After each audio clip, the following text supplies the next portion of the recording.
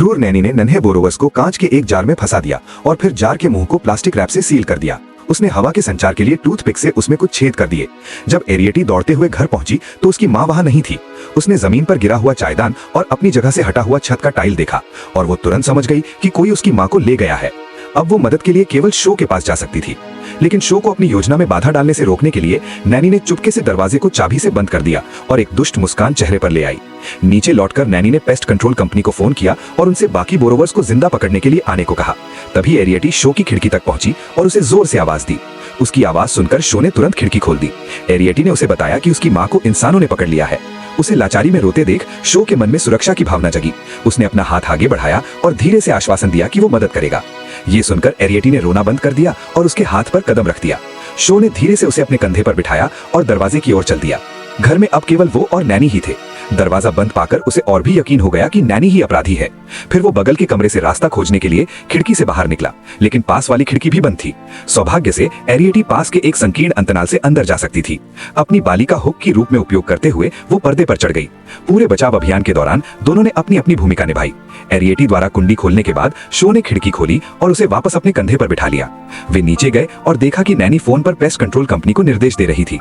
जैसे ही शो ने नन्हे घर को देखने की कोशिश की, उसे नैनी के कदमों की आहट सुनाई दी, इसलिए उसने उस छोटे घर को बाहर घास में छिपा दिया। फिर एरियटी को लेकर वो पिछले दरवाजे की ओर भागा। दिल की बीमारी के कारण उसे जोरदार व्यायाम नहीं करना चाहिए था, लेकिन एरियटी की मां को बचाने के लिए उसने अपनी पूरी ताकत लगाकर दौड़ लगाई। वे पिछले दरवाजे से रसोई में दाखिल हुए। ये न जानते हुए कि मां को कहां छिपाया गया है, उन्हें हर जगह तलाश करनी पड़ी। तभी नैनी के कदम फिर से पास आए, जिससे एरियटी को कैबिनेट के अंदर छिपने के लिए मजबूर होना पड़ा। कमरे में शो को देखकर नैनी चौंक गई, लेकिन वो ये स्वीकार नहीं कर सकती थी कि उसने दरवाजा बंद किया था, इसलिए उसने ऐसा नाटक किया जैसे कुछ हुआ ही न हो। शो ने नैनी से 1 कप गर्म दूध मांगने का बहाना किया। उसे स्टोर रूम की ओर देखते हुए उसने अनुमान लगाया कि एरियटी की मां शायद वहीं छिपी होगी।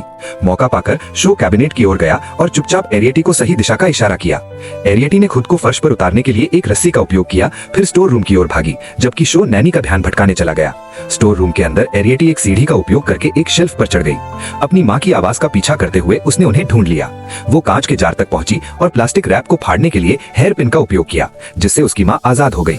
तब तक पेस्ट कंट्रोल की टीम आ चुकी थी। जब नैनी उनका स्वागत करने गई तो शो स्टोर रूम में दाखिल हुआ। माँ और बेटी को दोबारा साथ देख उसे आखिरकार राहत महसूस हुई, लेकिन एक इंसान को देख माँ फिर से डर के मारे चीख पड़ी। एरियटी ने अपनी माँ के साथ जाने का फैसला किया। विदा होने से पहले उसने और शो ने एक दूसरे को एक गहरी और भावुक नजर से देखा। सभी इंसान नैनी की तरह डरावने नहीं होते, कुछ शो की तरह दयालु और सौम्य होते हैं, लेकिन अंततः वे अलग अलग दुनिया के होते हैं। हालांकि उनके मन में एक दूसरे के प्रति गहरा लगाव था, लेकिन वो केवल उनके दिलों में ही दफन रह सकता था।